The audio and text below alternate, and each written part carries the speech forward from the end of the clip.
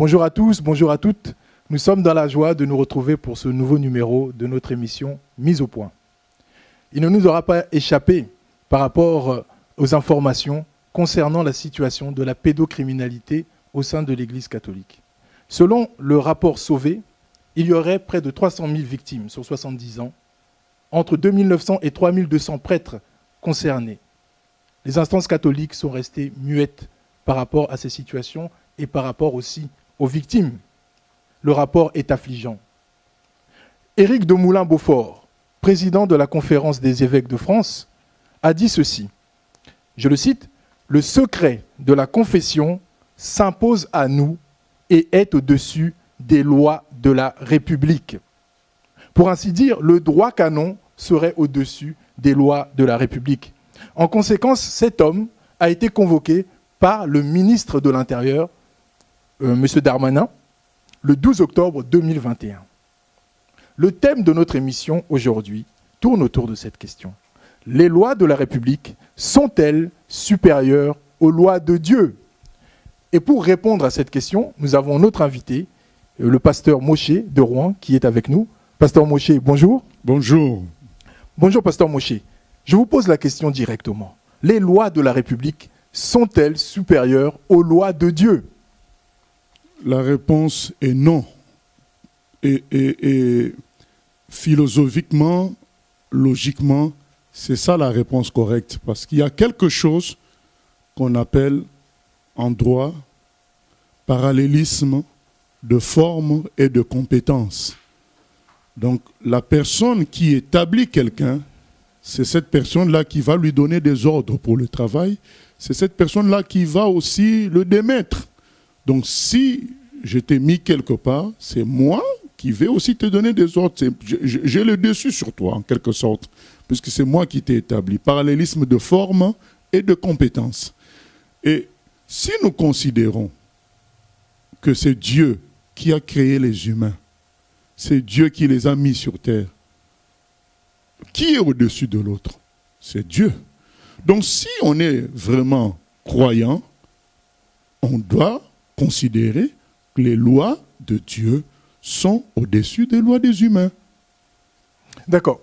Pasteur, mais lorsque vous nous dites ça, dans ces cas-là, vous êtes d'accord avec les intégristes musulmans par rapport à leur loi, à la charia, par rapport à tout ce qu'ils veulent imposer un peu au monde occidental? Vous êtes aussi complice avec eux? Philosophiquement, logiquement, ah non, je ne suis pas d'accord qu'ils cherchent à l'imposer aux autres, mais qu'eux considèrent que les lois que Dieu est censé leur avoir données sont supérieures aux lois de la République, c'est de la logique, puisque Dieu, c'est lui qui a créé les humains. Donc, que les intégristes musulmans considèrent ça et fassent des choses en fonction de ce qui est écrit dans leurs livres sacrés, je trouve ça logique. Donc c'est pourquoi, moi je considère que les vrais musulmans, ce sont ceux qui pratiquent ce qu'ils ont lu dans le Coran.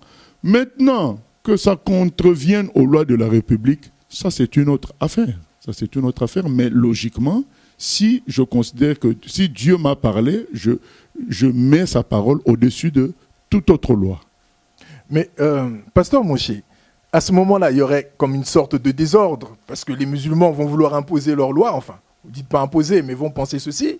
Les pentecôtistes vont penser autre chose, les témoins de Jéhovah autre chose, les bouddhistes autre chose. Ça fait comme une sorte de désordre, une cacophonie.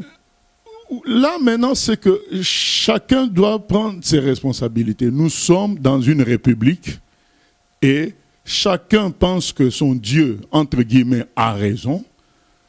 C'est à la République de prendre ses responsabilités en fonction de ses lois. Si les gens qui gèrent la République considèrent que les lois d'une telle religion, les lois d'une telle autre religion contreviennent aux lois de la République, ces gens-là doivent prendre des mesures, ils doivent sanctionner s'il le faut.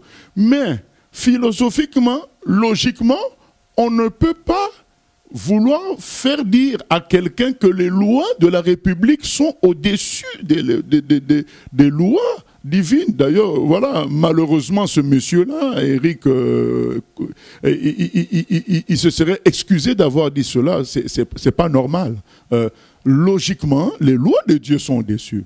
Maintenant, moi, en tant que chrétien, je vous le dis, franchement, toute religion ne vient pas de Dieu.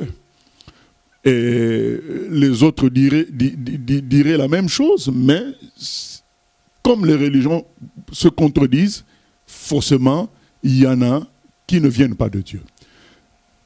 À la République, le soin de trier dans tout ça et d'agir dans ses responsabilités à elle.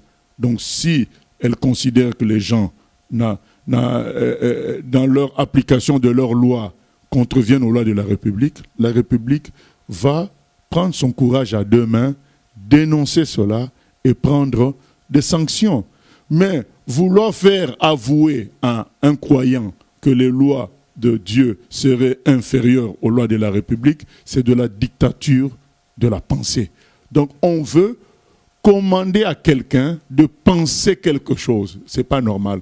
Que la République dise « Ah, nous, chez nous, ça se passe comme ça », c'est normal. Mais que la République veuille faire dire à un croyant que les lois de la République sont au-dessus des lois divines, ça c'est de la dictature de la pensée. Donc on ne peut pas, dans un pays où que l'on proclame le pays de la liberté d'opinion, on ne peut pas obliger quelqu'un à penser quelque chose. Chacun pense ce qu'il veut, mais dans son vécu, il doit respecter les lois de la République. Maintenant, s'il ne respecte pas, que la République prenne des mesures par rapport à cela. D'accord. Pasteur Moshe, donc, dans la gestion, puisque vous dites effectivement que chacun peut penser que les lois de Dieu sont supérieures à celles de la République, mais il y aura un problème dans la gestion. Lorsque l'on voit, par exemple, ce cas-là, des atrocités qui ont été commises, des crimes qui ont été commis, effectivement, selon la règle catholique, là dans ce cas-là que nous avons vu, il y a une sorte d'omerta. Les personnes n'ont pas parlé. C'est comme si vous, par exemple, vous auriez, comment dire, une sorte de droit de réserve, comme les médecins, comme les avocats peuvent avoir un droit de réserve, où lorsqu'ils reçoivent des informations, ils ne les divulguent pas. Vous avez ce droit-là, vous aussi? Non, je reviens encore sur le côté principe. Avant de répondre me concernant, le côté principe. Les lois de Dieu sont au-dessus, comme je l'ai répété, à cause du parallélisme de forme et de compétences. C'est Dieu qui est au-dessus, donc forcément ces lois sont au-dessus. Maintenant, si la République juge qu'un certain nombre de lois de telle ou telle autre religion ne sont pas conformes aux lois de la République dénonce cela et quand c'est fait, établit un échange et prend le peuple à témoin pour dire écoutez, on est confronté à plusieurs cas de telle religion qui prétend que telle chose est permise alors que ça contrevient aux lois de la République. Nous vous prenons à témoin de voir que ces lois de cette religion ne sont pas bonnes. Et le peuple jugera. Moi, je pense que c'est l'occasion d'exercer la vraie démocratie, la vraie liberté, c'est de prendre le peuple à témoin, de dire, mais tiens, il y a une religion qui sévit dans notre pays, qui prétend ceci, cela. Est-ce que vous trouvez ça logique? Moi, je pense que ça sera aussi le moyen d'exposer les religions qui ne sont pas de Dieu. Parce que j'estime que ce qui vient de Dieu est quelque part aussi placé dans le cœur humain. Et à moins que le cœur humain se renie, les gens se rendront compte qu'une telle loi qui fait que un frère peut tuer sa sœur parce qu'elle serait sortie avec un nom coreligionnaire, les gens sont témoins pour dire non, ça c'est pas humain. On ne pense pas que Dieu veuille quelque chose de ce genre-là. Une loi qui pousse à faire exploser des bombes pour tuer des gens qui n'ont rien fait, mais juste parce qu'ils sont d'un pays, je crois que quand on prend le peuple à témoin, le peuple dira, mais non, ce n'est pas logique. Si Dieu existe, Dieu aime tous les humains, puisqu'il nous a créés tous. Voilà, on va revenir à la forme. Qui nous a créés, c'est Dieu, mais on ne pense pas que Dieu puisse demander à un humain d'aller tuer d'autres humains pour son plaisir à lui, puisqu'il aime tous les humains. Je crois que si la République faisait ce travail de pédagogie, d'échange, de discussion, de dévoilement de ce qui se passe dans les religions, il prendrait le peuple à témoin et le peuple verra aussi par lui-même quelle est la religion qui est vraiment, qui vient de Dieu. Donc je pense que sur le principe, c'est ça, que la République prenne ses responsabilités, d'afficher, de créer le débat, et voilà, et puis de prendre des mesures.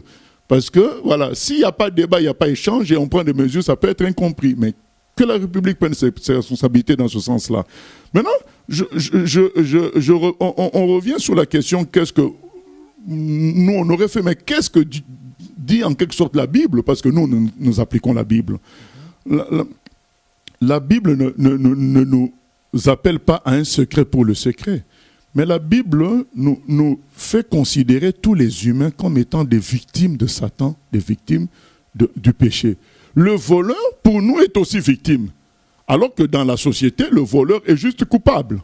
Mais, même si dans certaines sociétés, on revoit les choses, mais pour nous, le voleur est aussi victime du péché et de Satan. Donc, on a besoin de le soigner lui-même. Donc, quand un voleur vient confesser auprès de nous, nous passons d'abord à la première étape. La première étape, c'est d'amener la personne à renouer avec Dieu, à se détacher de ce mal. La première étape, ce n'est pas de le dénoncer, c'est de l'amener à se détacher de ce mal, à prendre conscience que ce n'est pas bon, à confesser auprès de Dieu. Et la deuxième étape, c'est l'étape de la réparation. C'est sortir du cadre spirituel pour aller vers le cadre humain. Et le cadre humain veut qu'il avoue ses péchés, ce qu'il a commis, parce qu'il a fait du mal à autrui. Donc il doit avouer aux instances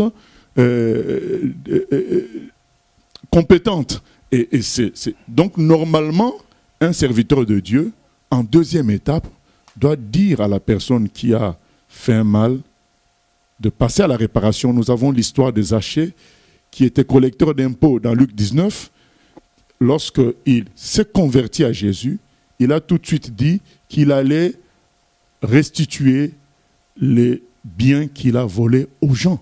Voilà, donc c'est la deuxième étape de la confession, de la repentance. Il y a la première partie qui s'est faite spirituellement, dans son cœur, avec Jésus et avec Dieu.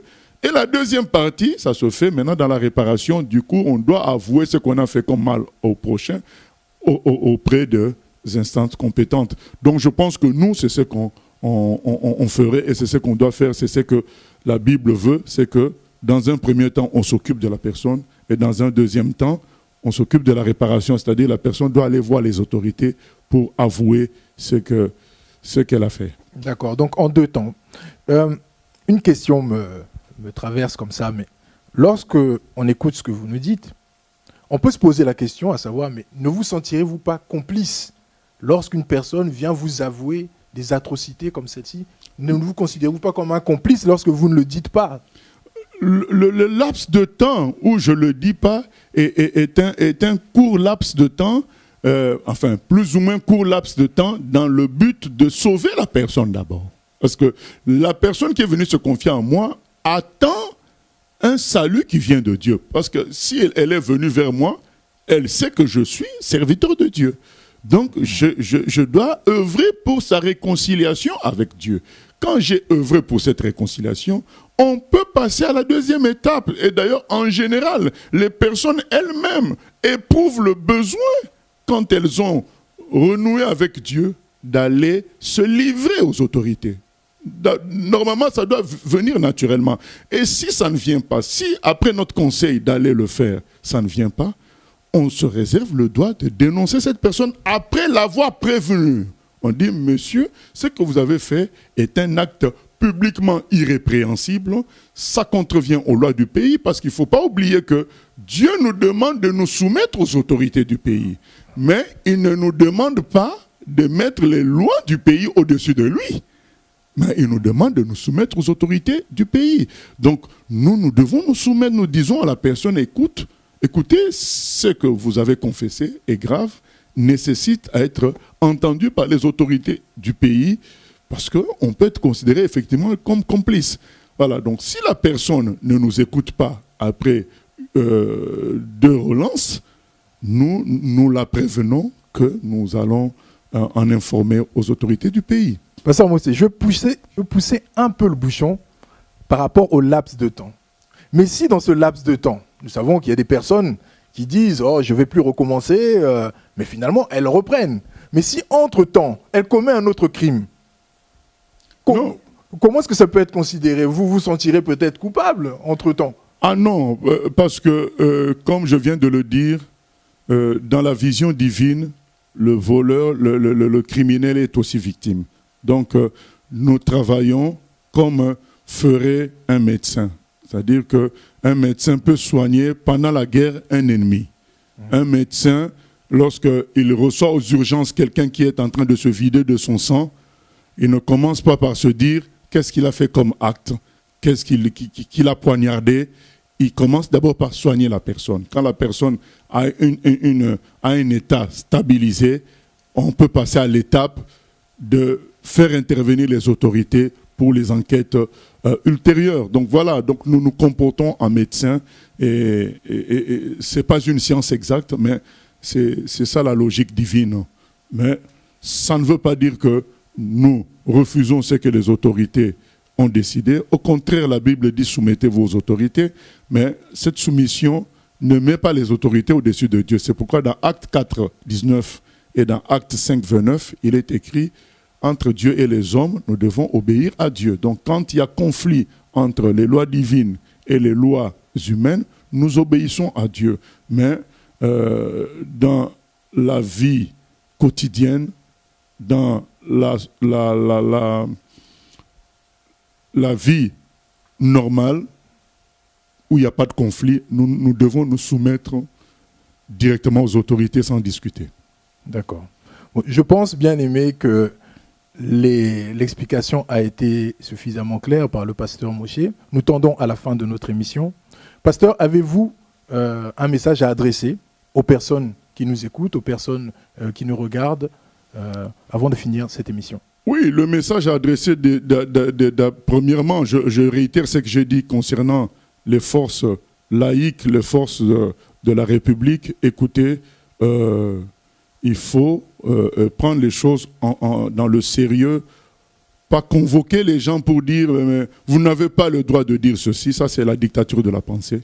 Voilà, donc chacun est libre de penser ce qu'il veut, pour autant que ça ne contrevienne pas dans ses actes aux lois de la République. Donc tant que quelqu'un n'est pas, les actes ne contreviennent pas, chacun est libre de penser ce qu'il peut penser.